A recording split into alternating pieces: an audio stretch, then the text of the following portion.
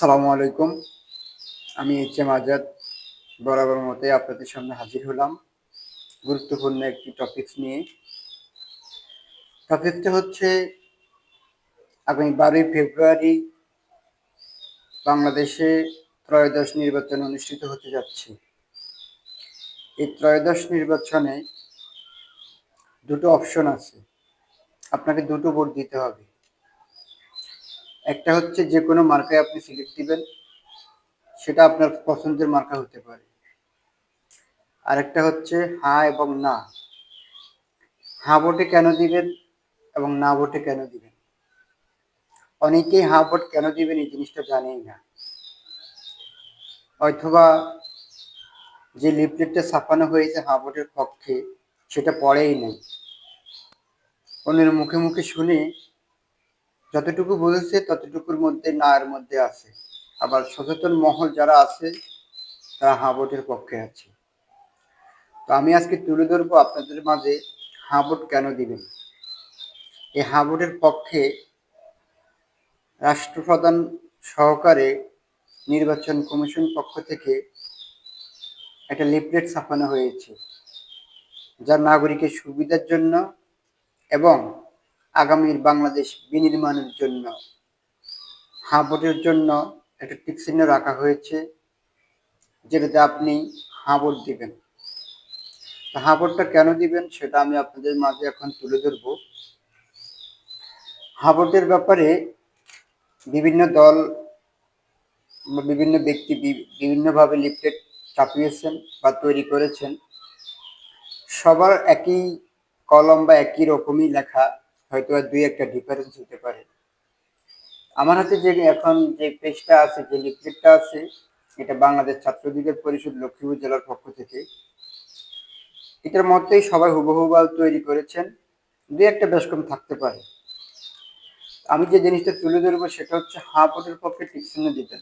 গণভোট 2026 সংসদ নির্বাচন দেশের ছবি আপনার হাতে, তাই অবশ্যই আপনাকে আমার এই কথাটা শুনতে হবে এবং আমার কথাটা মনোযোগ সহকারে শুনবেন। যদি ভালো লাগে আমার এই কথাটা প্রচার করবেন, লাইক কমেন্ট দিয়ে পাশে থাকবেন। আপনি কি এমন বাংলাদেশ চান যেখানে হ্যাঁ ভোটের পক্ষে এই 10টা কথা উল্লেখ থাকবে, যেটা রাষ্ট্রের বিনির্মাণের জন্য, আগামীর বাংলাদেশ গঠন করার জন্য এই কথাগুলো খুবই গুরুত্বপূর্ণ, মনোযোগ সহকারে শুনবেন।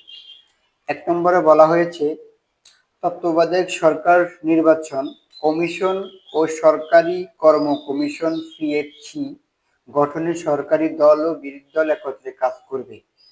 অর্থাৎ তত্ত্বাবধায়ক সরকার গঠনে দুটো দল একসাথে কাজ করবে, বিরোধী দল এবং রাষ্ট্রপক্ষ সরকার দল। 2 নম্বর, যত মেয়াদই হোক, একটা সরকারের যত মেয়াদই হোক না কেন, কেউ সর্বোচ্চ 10 বছরের বেশি প্রধানমন্ত্রী থাকতে পারবেন না। সংসদে নারীর প্রতিনিধিত্ব পর্যায়ক্রমে বাড়বে। অর্থাৎ একটা সরকারের মেয়াদকাল যত বছরে হোক না কেন, সেই 2 টার্ম বা 2 মেয়াদের বেশি থাকতে পারবে না। এবার প্রথম মেয়াদ হতে পারে 5 বছর, 4 বছর, 3 বছর, 6 বছর। যদি আমাদের দেশে যেহেতু 5 বছর করে, তাহলে 5 বছর করে 2 বছর থাকতে পারবে একটা সরকার, মানে একজন ব্যক্তি। একটা সরকার বললে ভুল হবে, একজন ব্যক্তি 2 বারের বেশি প্রধানমন্ত্রী হতে পারবেন না। 3 নম্বরে আছে আপনার মৌলিক অধিকারের সংখ্যা, যেমন ইন্টারনেট সেবা কখনো বন্ধ করা যাবে না, বরং বাড়বে।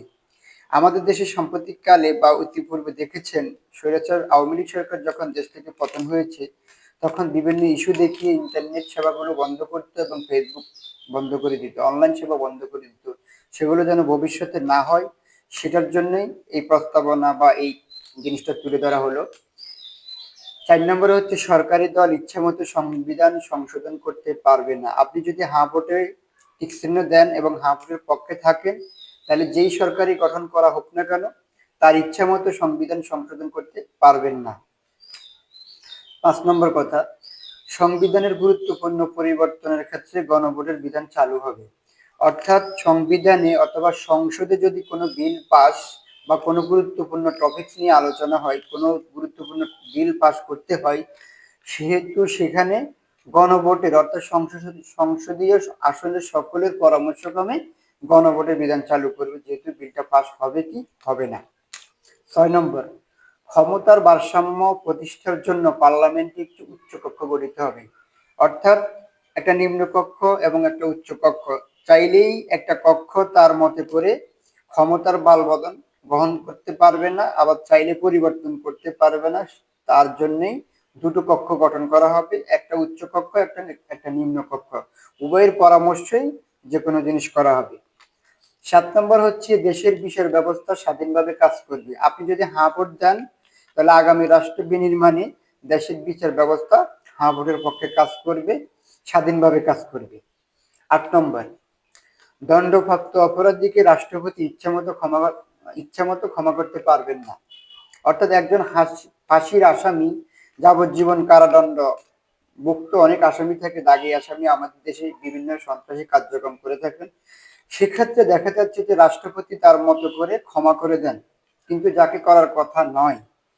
এই জিনিসটা আপনি যখন হ্যাঁ ভোট দিবেন, তখন রাষ্ট্রপতি তার ক্ষমতার ব্যবহার করতে পারবে না ইচ্ছা মতো ভাবে। 9 নম্বর, রাষ্ট্রপতি ও প্রধানমন্ত্রী ক্ষমতার মধ্যে ভারসাম্য থাকবে। অর্থাৎ রাষ্ট্র পরিচালনা কার্যক্রম করার সময়, যে কোনো বিচার বিবেচনার সময় রাষ্ট্রপতি ও প্রধানমন্ত্রীর বিবেচনার সহিত ক্ষমতা ভারসাম্য থাকবে।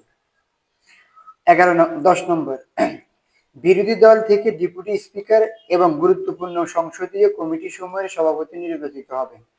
এটা একটা খুবই গুরুত্বপূর্ণ জিনিস। আমাদের দেশে দেখা যাচ্ছে যে সরকার প্রধান দল তার ইচ্ছা মতো ডেপুটি স্পিকার নির্বাচন করে থাকে, কিন্তু এখানে যদি আপনি হ্যাঁ ভোট দেন, তাহলে বিরোধী দলের একটা ভারসাম্য থাকবে, বিরোধী দলের একটা অধিকার থাকবে, এবং বিরোধী দলের পরামর্শ ক্রমে সংসদের কার্যক্রম চলবে। এক্ষেত্রে বিরোধী দল থেকে স্পিকার বা ডেপুটি স্পিকার নির্বাচিত হবে, যাতে করে সংসদীয় বা ক্ষমতাসীন দল তার ক্ষমতার অপব্যবহার করতে না পারেন। 11তম একটা কথা আছে, রাষ্ট্রভাষা বাংলার মর্যাদার পাশাপাশি অন্যান্য জাতিগোষ্ঠীর ভাষার সাংবিধানিক স্বীকৃতি হবে। অর্থাৎ বাংলাদেশের মাতৃভাষা হচ্ছে বাংলা, কিন্তু এর পাশাপাশি বাংলাদেশে অনেকগুলো ভাষা আছে অন্যান্য দেশের তুলনায়। সেক্ষেত্রে জাতিগোষ্ঠী নির্বিশেষে সকল ভাষার প্রাধান্য থাকবে, সকল ভাষার সাংবিধানিক স্বীকৃতি থাকবে। বাংলাদেশে যতগুলো রাষ্ট্রায় ভাষা থাকুক না কেন, যদি আপনি হ্যাঁ ভোট দেন, এই হ্যাঁ ভোটের পক্ষে কথাগুলো ভেবেচিন্তে দেখবেন, আমার কথাগুলো মন দিয়ে শুনবেন, এটা কি আসলে যুক্তিসঙ্গত নাকি অযুক্তিসঙ্গত।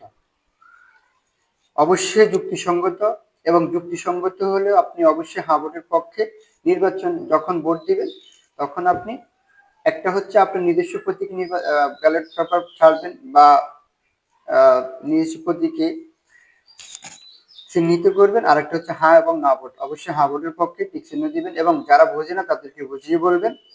হ্যাঁ ভোট দিলে উপরের সবকিছু পাবেন, আর যদি আপনি না ভোটের পক্ষে থাকেন, তাহলে কোনো কিছুই পাবেন না।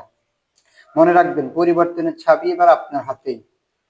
অতএব অন্যকে ভুল না বুঝিয়ে দেশের জন্য, আগামী রাষ্ট্র বিনির্মাণের জন্য হাঁয়ের পক্ষে কাজ করুন, হাঁকে সমর্থন দিন।